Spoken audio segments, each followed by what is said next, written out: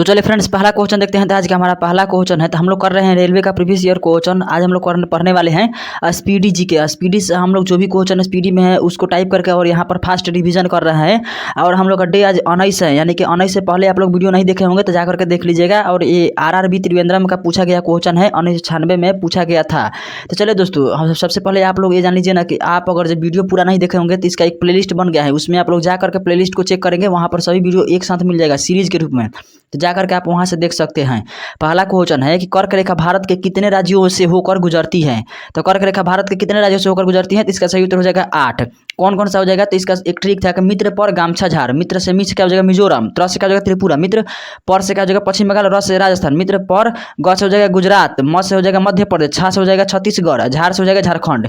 यानी कि मित्र पर गामछा झार इस ट्रिक से याद किए हैं किन किन राज्यों से गुजरता है। और एक और क्वेश्चन पूछता है कि उसमें दूसरा राज्य डाल देगा, यानी जैसे कि बिहार डाल देगा, बोलेगा कि इनमें से और 3 रहेगा जो गुजरता है, और एक डाल देगा जो नहीं गुजरता है। पूछेगा कि इनमें से कौन सा ऐसा राज्य है जिससे कर्क रेखा होकर नहीं गुजरती है। तो इस तरह का भी क्वेश्चन बनता है। तो आप लोग को याद करना पड़ेगा कि किस किस राज्य से कर्क रेखा गुजरती है। तो चलिए आगे देखते हैं 2 नंबर क्वेश्चन। तो 2 नंबर क्वेश्चन में दिया गया है कि नीति निर्देशक तत्वों में किस तरह की राज्यों की अवधारणा सम्मिलित किया गया है। तो किस तरह के राज्यों की अवधारणा सम्मिलित किया गया है, तो इसका सही उत्तर कल्याणकारी राज्यों की अवधारणा सम्मिलित किया गया है। चलिए 3 नंबर क्वेश्चन है। तो 3 नंबर क्वेश्चन में दिया गया है कि भारत का नेपोलियन किसे कहा जाता है। तो भारत का नेपोलियन समुद्रगुप्त को कहा जाता है। चलिए 3 नंबर क्वेश्चन भी हम लोग कर लिए। 4 नंबर क्वेश्चन देखते हैं। 4 नंबर क्वेश्चन में है कि पानीपत का तीसरा युद्ध किसके किसके बीच में हुआ था। तो पानीपत का तीसरा युद्ध अहमद शाह अब्दाली और मराठों के बीच में हुआ था। 4 नंबर क्वेश्चन है कुतुब शाही राजवंश ने कहाँ पर शासन किया था। तो कुतुब शाही राजवंश कहाँ पर शासन किया था, तो इसका सही उत्तर गोलकुंडा में शासन किए थे। तो गोलकुंडा इसका सही उत्तर हो जाएगा। अगला क्वेश्चन है दोस्तों, आप लोग को कमेंट में बताना है कि भारत में कुल कितने राज्य हैं। जैसे कि बहुत लोगों को कन्फ्यूजन रहता है कि भारत में 28 राज्य हैं, कोई कहता है 29 है, कोई कहता है 27 है। तो आप लोग मतलब कमेंट करके बताइए कितना है। अगला क्वेश्चन है रणथंभौर जीव जंतु अभयारण्य कहाँ पर स्थित है। तो रणथंभौर जीव जंतु अभयारण्य कहाँ है, तो राजस्थान में है। और राजस्थान का राजधानी कहाँ है, तो राजस्थान का राजधानी है जयपुर। तो आप लोग को कमेंट करके बताना है कि जयपुर जो है किसी नदी के तट पर स्थित है या नहीं है। आप लोग का कमेंट मैं चेक करता हूँ डेली। अगला क्वेश्चन है सोना का अपेक्षिक घनत्व कितना होता है। तो सोना का अपेक्षिक घनत्व कितना होता है, तो इसका सही उत्तर हो जाएगा 19.30 होता है सोना का अपेक्षिक घनत्व। उसके बाद सोना से आप लोग क्वेश्चन और बनता है, क्या बनता है कि सोना का सूत्र क्या होता है, रासायनिक सूत्र क्या होता है। तो इसका सही उत्तर हो जाएगा AU। लेकिन सोना का रासायनिक सूत्र तो एस होना चाहिए, क्योंकि पहला अक्षर स से हो रहा है सोना, तो एस क्यों नहीं है, तो एस इसलिए नहीं है ना दोस्तों। तो एस का मतलब हो जाएगा कि सल्फर हो जाएगा। तो एस से सोना क्यों नहीं होता है, तो क्योंकि सोना एक जो है ना लैटिन नाम है सोना का। सोना का लैटिन नाम क्या है, औरम है। औरम के हिसाब से AU निकाला गया है। तो आप लोग समझ गए होंगे। अगला है ठोस कोण की इकाई क्या होती है। तो ठोस कोण की इकाई क्या होती है, तो इसका सही उत्तर हो जाएगा स्टेरेडियन। और केवल कोण के बारे में पूछता है कि कोण की इकाई क्या होती है, तो केवल कोण के बारे में पूछता है, इसका सही उत्तर हो जाएगा रेडियन। चलिए अगला क्वेश्चन देखते हैं। तो अगला क्वेश्चन में दिया गया है कि बर्फ के लिए गलन की विशिष्ट ऊष्मा कितनी होती है। तो बर्फ के लिए गलन की विशिष्ट ऊष्मा कितनी होती है, तो 80 कैलोरी प्रति ग्राम होती है। एक और क्वेश्चन पूछता है कैलोरी से कि जैसे कि हम लोग खाद्य ऊर्जा यानी कि भोजन जो करते हैं उसको किस मापन में मापते हैं, यानी मात्रक में मापते हैं। तो उसका सही उत्तर क्या हो जाएगा, उसको कैलोरी में मापते हैं। जैसे कि मापन का मतलब जाएगा कि हम लोग क्या बोलते हैं, दूरी को किस में मापते हैं, तो दूरी को हम लोग मापते हैं किलोमीटर में, तो वही वाला हो जाएगा। अगला क्वेश्चन है डायनेमो का आर्मेचर किसका बना होता है। तो डायनेमो का आर्मेचर किसका बना होता है, तो इसका सही उत्तर हो जाएगा इस्पात का बना होता है डायनेमो का आर्मेचर। चलिए आगे देखते हैं क्वेश्चन। तो अगला क्वेश्चन में है कि गेटवे ऑफ इंडिया का निर्माण कब हुआ था।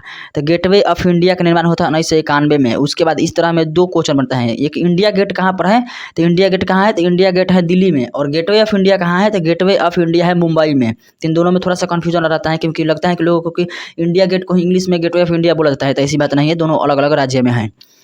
चलिए अगला क्वेश्चन है भारत एक संपूर्ण लोकतांत्रिक राज्य कब बना था। तो भारत एक संपूर्ण लोकतांत्रिक राज्य बना 26 जनवरी 1950 को।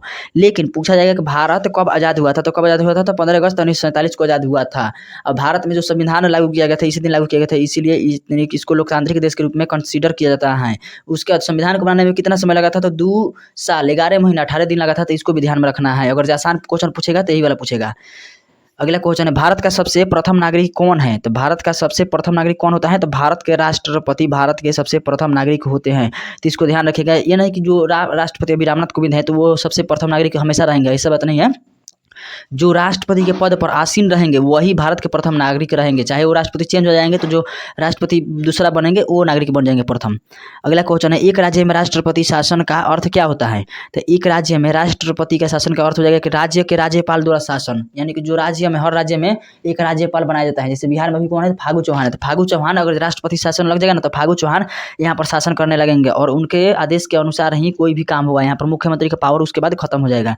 और राज्यपाल जो होते हैं ना राष्ट्रपति का ही, अगर देश का बात हो जाएगा तो उसमें राष्ट्रपति मेन रहते हैं और राज्य की बात हो जाएगा तो उसमें राज्यपाल मेन रहते हैं। इस तरह से काम चलता है।